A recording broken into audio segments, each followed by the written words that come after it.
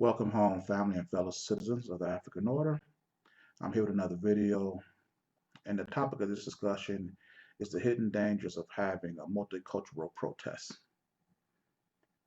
In the wake of this George Floyd murder, you've seen whites actually outnumbering blacks in the protest. I myself have seen videos of so-called contrite white devils spouting how remorseful they are and how color doesn't matter, how we're all one people. I even see one devil with the rebel tattooed across his neck,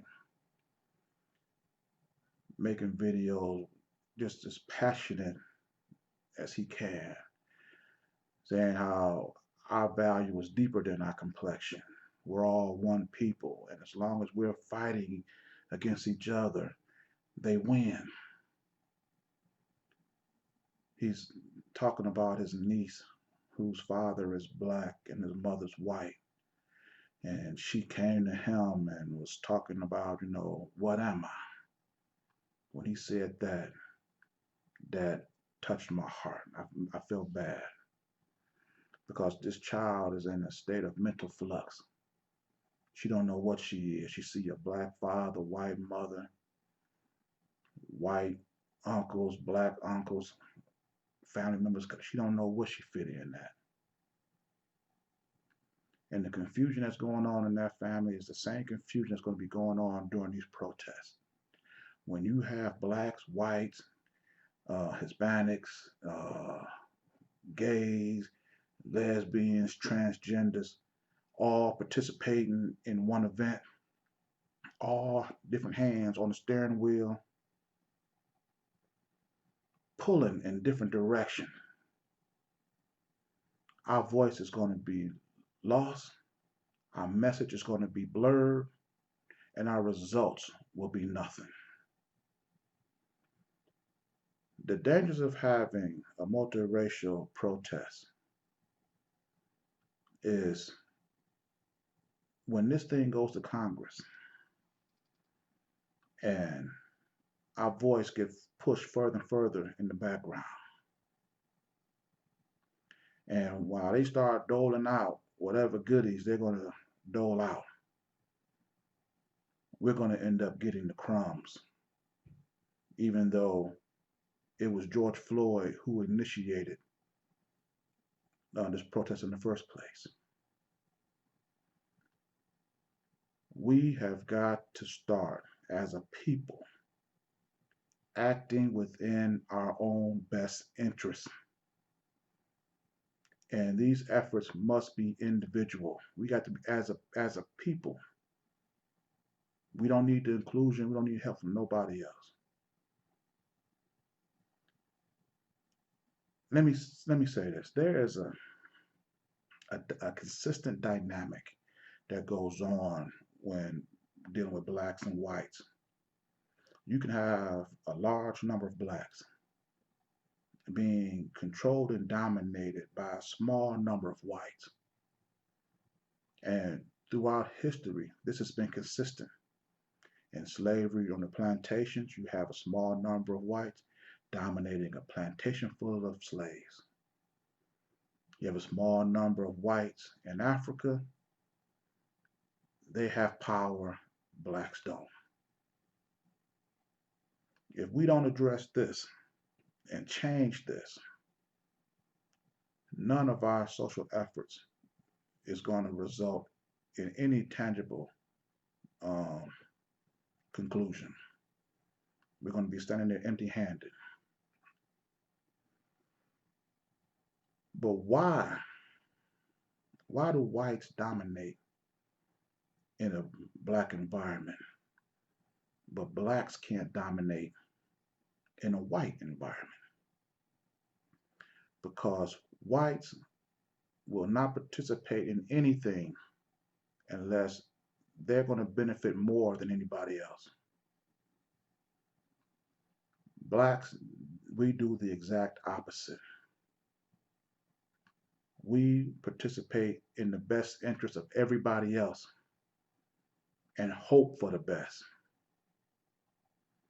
And there's no more contrasting numbers or concrete fact than I'm watching TV the other day, and they was talking about the city Detroit, which is where I'm from. 80% black, median income $30,000. But you go 2 miles down the road and you go to Grosse Pointe, 90% white, $100,000 median income. Why is this? Because this is the blacks consist. This is the classic case of blacks participating against their own best interests and whites participating within their own best interests. When you have 80% of the city of Detroit, which has only 700,000 people, making on average $30,000 a year.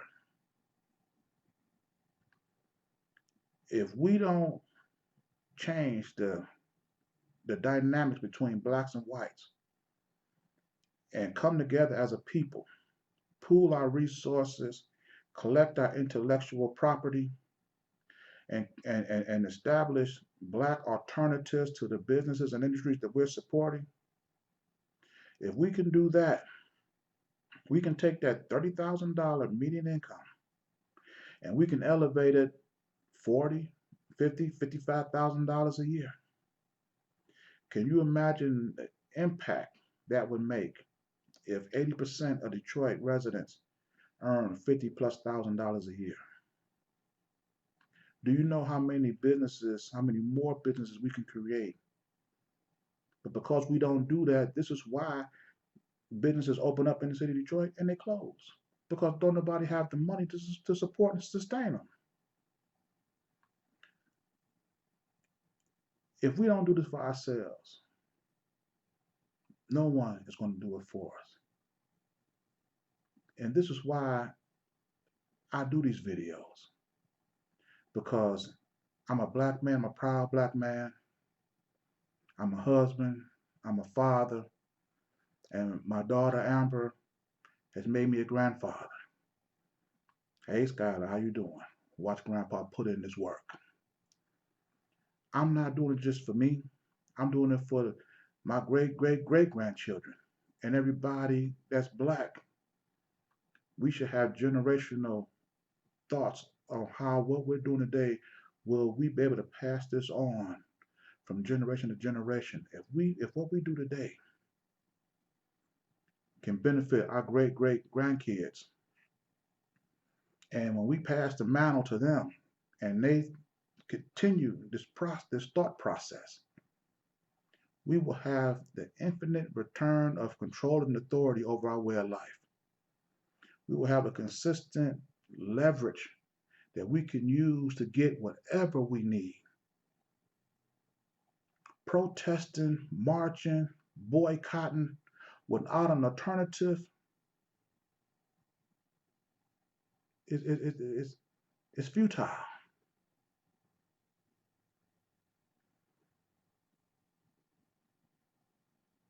If we don't do this for ourselves,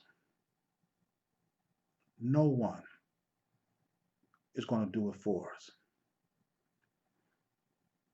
But before I leave this video, let me mention this Billy Porter. He's this homosexual, gay, whatever. He liked to wear half tuxedo, pants be like a floral gown, evening gown, or whatever. He's a guy that's in a state of mental flux. He's been going around on Sesame Street trying to infiltrate the minds of children all over the world, yelling Black Lives Matter. And when this protest is over, he's going to want his voice heard, because he's already been saying that throughout his life he had to have legislation to do whatever he wanted to do. When I hear that, I hear that throughout your life, you've been living your life out of pocket because whatever you should be doing shouldn't need legislation.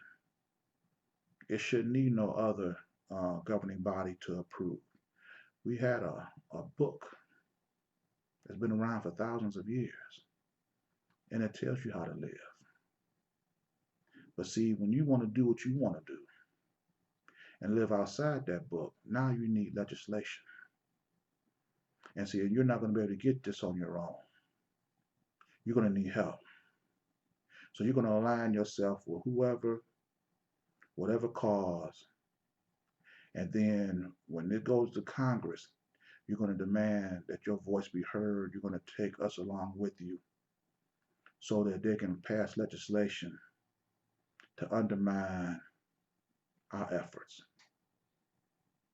Because I guarantee you, the LGBTQ isn't going to participate in any struggle unless they get tangible evidence of their effort.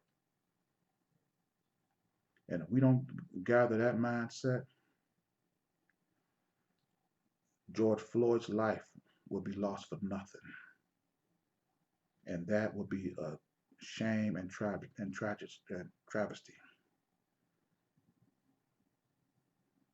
We cannot allow that. It is time for us to individualize our effort, unite as a people, and get specific strategies, plans to address our needs specifically. And if what you're seeing now in this world don't motivate you to do that, I don't know what will. I'm going to conclude this video, and with this video and with all my videos, it is for the complete liberation of my people. I'll see you in my next message. Ashe.